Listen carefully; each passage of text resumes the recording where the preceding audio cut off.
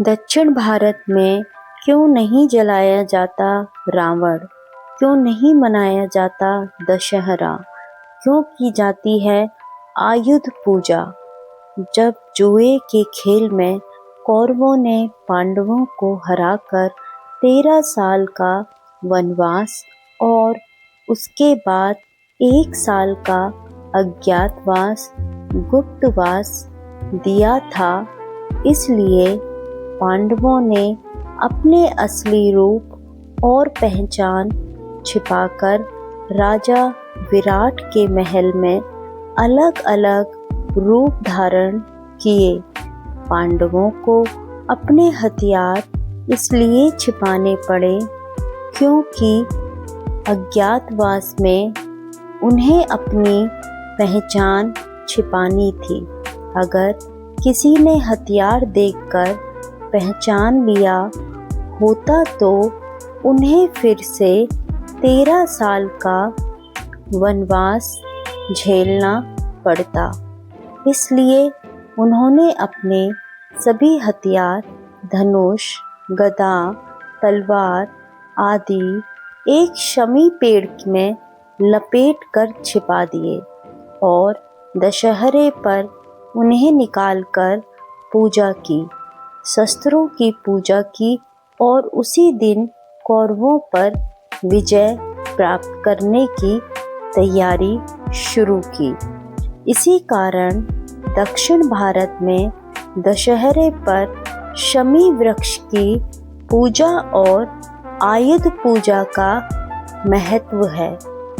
तभी से यह मान्यता चली आ रही है।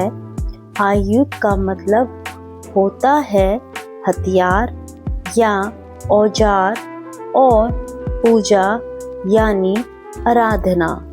दक्षिण भारत में दशहरे विजयदशमी से एक दिन पहले यानी नवमी को लोग अपने हथियार, औजार, वाहन, किताबें, मशीनें, संगीत, वाद्य यंत्र और काम में आने वाली चीजों की पूजा करते हैं।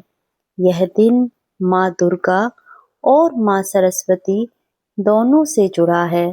माँ दुर्गा से शक्ति, हथियार, बल की पूजा, माँ सरस्वती से ज्ञान, किताबें, साधनों की पूजा।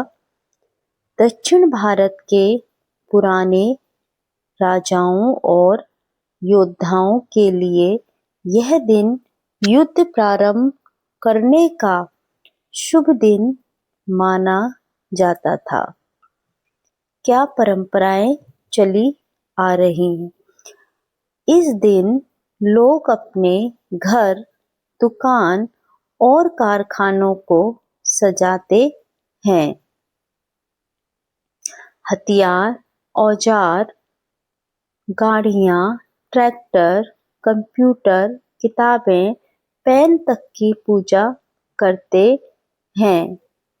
सुबह इन्हें धोकर फूल, हल्दी, कुमकुम और चंदन से सजाया जाता है। पूजा के बाद अगले दिन विजयदशमी से इन्हें फिर से प्रयोग में लाते हैं। दशहरे के दिन अगले दिन औजारों और गाड़ियों को फिर से प्रयोग में लाया जाता है।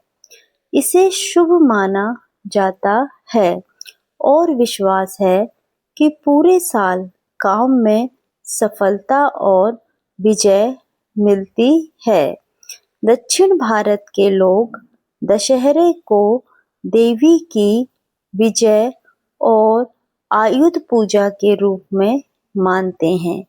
वे रामायण और राम की कथा को जानते हैं, लेकिन वहाँ रामलीला और रावण दहन की परंपरा नहीं है।